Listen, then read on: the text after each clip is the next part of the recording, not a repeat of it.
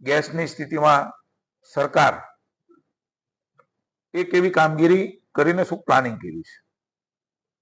આપણે સૌ જાણીએ છીએ કે જે પ્રકારની સ્થિતિ નિર્માણ થઈ છે એના કારણે હોર્મુઝ જળસંધિ મારફતે વૈશ્વિક એલએનજીના વેપારની અંદર ડિસ્ટર્બન્સ સ્વાભાવિક ક્રમે એ સમગ્ર વિશ્વ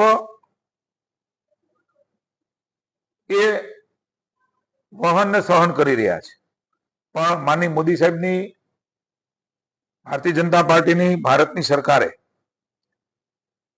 મધ્ય પૂર્વ સિવાયના દેશોમાં એટલે કે પશ્ચિમ આફ્રિકા અને યુએસએ થી મંગાવવાનું ચાલુ કરી દીધું છે. આગોતરું આયોજન પ્લાનિંગ એ કર્યું છે. કાર્ગો મારફતે આવવાનું શરૂ એ હવે ટૂંક સમયમાં થઈ જવાનું છે. રાજ્યમાં એલએનજીની કમી ન રહે એટલા માટે થઈને ચીફ સેક્રેટરીના અધ્યક્ષપણે એક કમિટી રચવામાં આવી છે. રાજ્ય અને કેન્દ્ર સરકાર સાથે કેન્દ્ર સરકાર સાથે સતત સંકલનમાં રહીને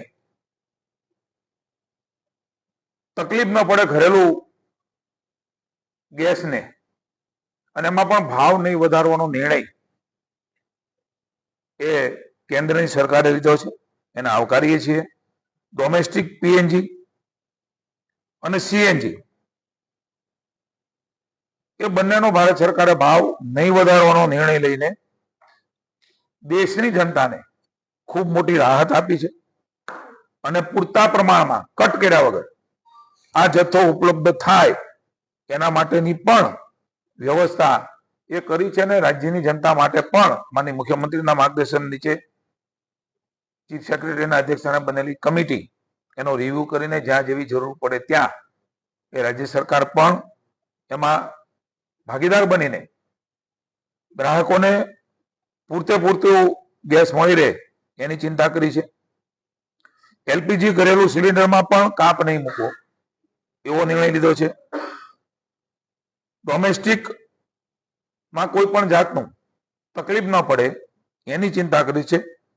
આપણે સૌ જાણીએ છીએ કે કોમર્શિયલ જે છે એમાં 80% મળી રહે એના માટેના પ્રયત્નો એ કંપનીઓ કરી રહી છે. આ પ્રકારે રાજ્યની અને કેન્દ્રની સરકાર મળીને આ જે સંકટ છે એ વિશ્વનું છે, પણ હાથ ઉપર હાથ નહીં ધરીને કેન્દ્ર સરકારે ઇનિશિયેટિવ પગલાઓ લીધા છે.